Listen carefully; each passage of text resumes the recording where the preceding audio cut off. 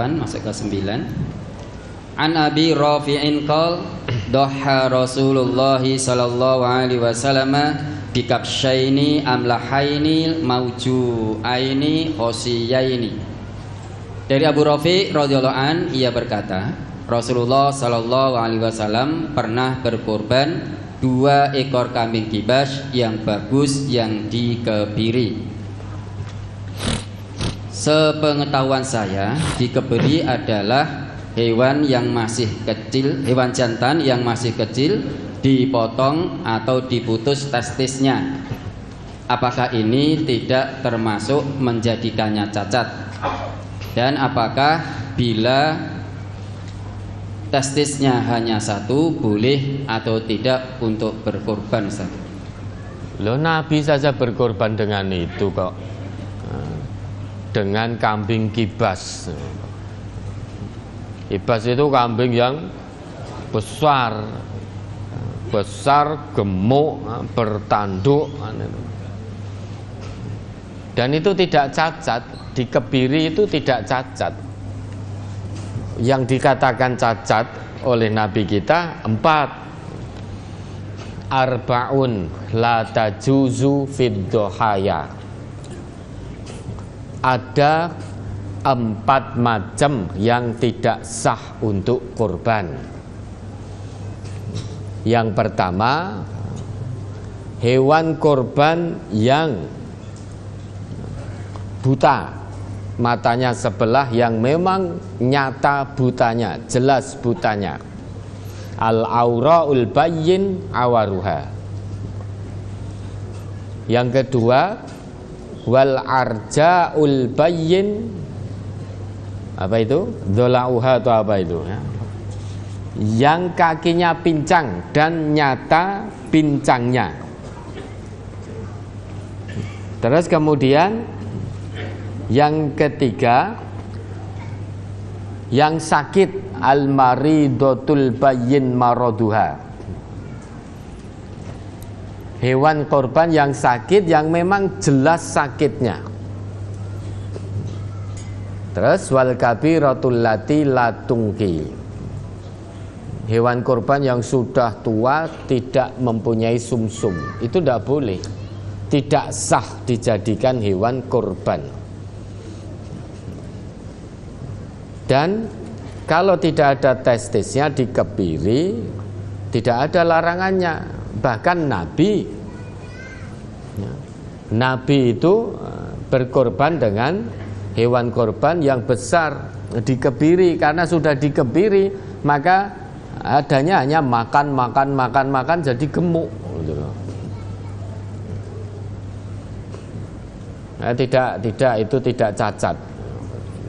Dikebiri itu tidak cacat dan tidak ada larangan dari Rasulullah. Bahkan beliau sendiri berkorban dengan hewan kibas yang dikebiri. Ada lagi? Kalau tetesnya hanya 1 dari kecil, apakah boleh juga untuk berkorban? Boleh. Oh, sejak lahir kok itu kok. Dan itu bukan sakit. Boleh itu. Terus berikutnya di halaman 14,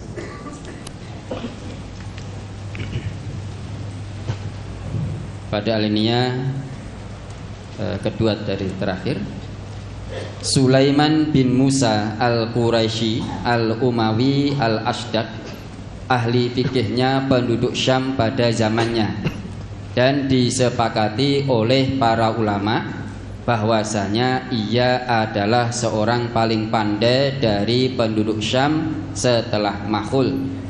Ibnu Ma'in menganggapnya sabit, begitu pula Ibnu Hibban dan Az-Zahabi.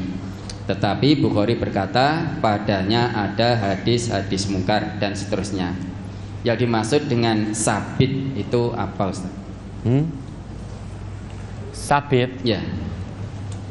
Sabit itu bisa dipercaya, kokoh, tetap. Artinya kokoh, tetap, dan bisa dipercaya, itu artinya betul-betul dianggap itu loh, sabit itu. Jadi betul-betul dianggap. Kan ini Ibnu Ma'in menganggapnya sabit. Sabit itu berarti tetap, berarti kokoh keilmuannya, tetap keilmuannya. Artinya memang betul-betul seorang alim, seorang ulama yang ilmunya bisa dipertanggungjawabkan. Jadi tidak suka berubah-ubah gitu loh. Itu sabit.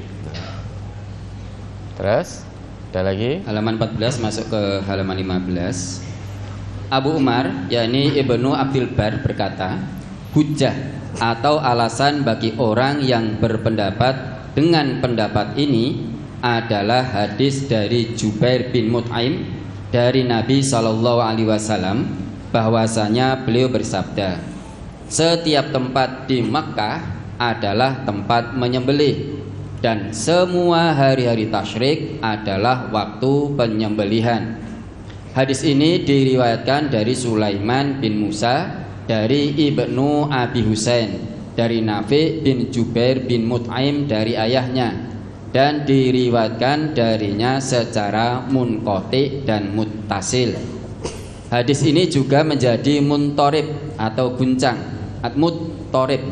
Hadis ini juga menjadi muttorib atau goncang dikarenakan tentang Ibnu Abi Husain dan Sulaiman bin Musa, meskipun beliau salah seorang imam penduduk Syam tentang ilmu, tetapi menurut mereka beliau buruk hafalannya. Mohon penjelasan yang dimaksud dengan munqati, muttasil dan muttorib. Munqati itu terputus. Hadis itu terkadang ya diriwayatkan secara munqati, secara terputus. Artinya sanadnya terputus. Kadang Nafi bin Jubair disebutkan. Kadang mutasil tersambung. Jadi sanadnya nyambung. Kadang Nafi bin Jubair itu disebutkan, berarti sanadnya mutasil, nyambung. Tapi kadang pula Sulaiman bin Musa itu tidak menyebutkan Nafi bin Jubair dalam sanadnya, maka munqati, ada sanad yang terputus. Kadangkala Sulaiman bin Musa itu menyebutkan Nafi bin Jubair, disebutkan mutasil berarti sanadnya, tapi kadangkala tidak disebutkan oleh Sulaiman bin Musa. Nafi bin Jubair tidak disebutkan oleh Sulaiman bin Musa, maka ada sanad yang munqati, terputus. Nah, kalau sudah seperti itu muttorib, guncang hadisnya. Hadisnya guncang, ada keguncangan dalam sanad. Kadang disebut, kadang tidak. Lah sing bener sing ngendi, sehingga jadi guncang hadis itu. Terus ada lagi? Orang